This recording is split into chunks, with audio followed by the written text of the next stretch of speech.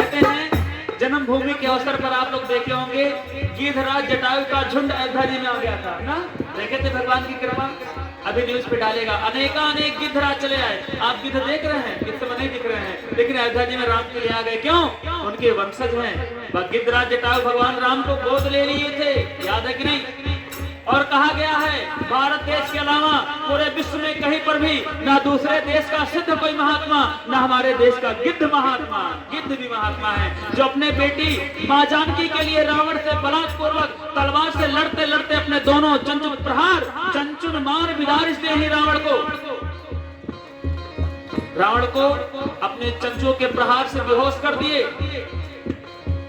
किसने कहा रे रावण, अरे गिद्धराज जटायु रावण मूर्छित हो गया है, अपने इस हाथों से अपने पंजों से रावण का 20 आंख निकाल लो। जटायु कहते हैं नहीं, अनीति पूर्वक नहीं, सोए हुए व्यक्ति को बेहोश आदमी को, मरे हुए को, 3 लोगों को नहीं मारना चाहिए। नीति के विरोध में नहीं मारूंगा, रावण जगेगा, होश में आएगा, फिर मारूंगा।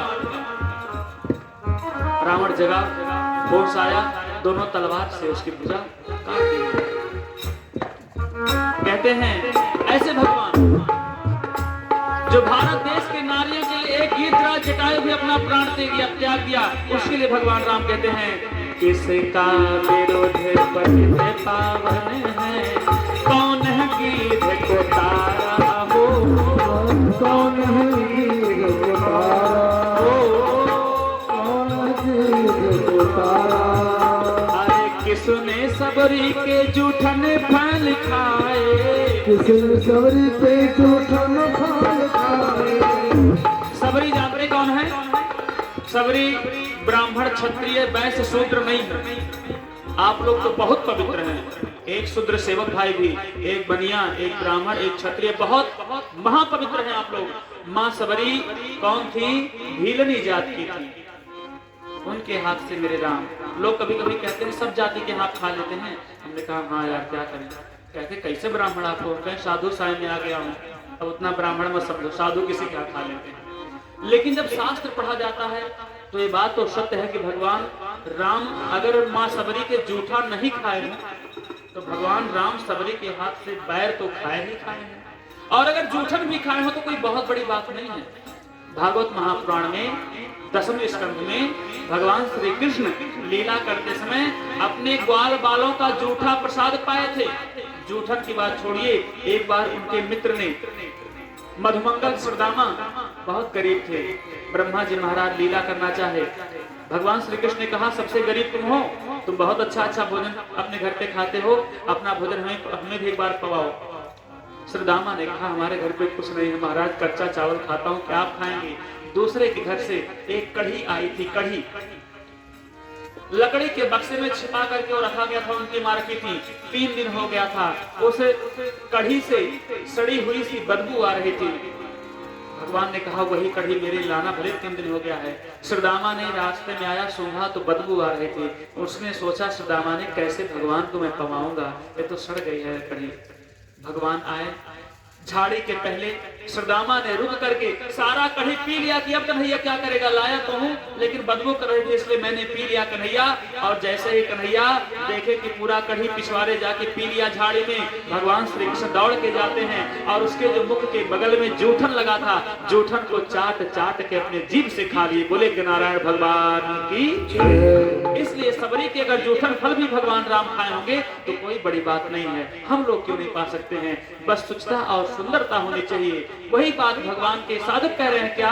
अरे किसने सबरी के जूठन फल खाए, किसने सबरी के जूठन फल खाए, कपि के कवन दुलारे हो, कपि के कवन दुलारे। कपि माने बंदर, बंदर के दुलारे कौन है? भगवान राम है। तो भगवान के सामने रावण पे विजय प्राप्त करके जब लंका से भगवान आ रहे थे ना, तो लंका में राक्षसियों के बड़े सुंदर सुंदर वस्त्र थे, सुंदर सुंदर वस्त्र थे। उस वस्त्रों को बंदर बानरी सेना खूब बढ़िया से जो है पहन के नाच रहे थे, भगवान राम को दिखा रहे थे। इसलिए भगवान राम कपि के दुलारे हो गए। अरे किसने सबरी के जूठन फल खा सजनी सबरी के जूठन फल खाए कपि के कमल दुलारे हो कपि के कमल दुलारे अरे योगी भी देखे महायोगी भी देखे योगी भी देखे महायोगी भी देखे योगी भी देखे महायोगी भी देखे मेरे राम जैसा मेरे राम जैसा कोई योगी न दिखा मेरे महायोगी मेरे राम जैसा कोई योगी न देखो मेरे राम जैसा ओ महायोगी न दिखाई कोई राजा न देखा मेरे राम जैसा महाराजा न दिखाई कोई राजा न देखा मेरे राम जैसा। बोले के नारायण भगवान की जय हो नारद जी महाराज नारायण के क्षीर सागर से चल पड़े।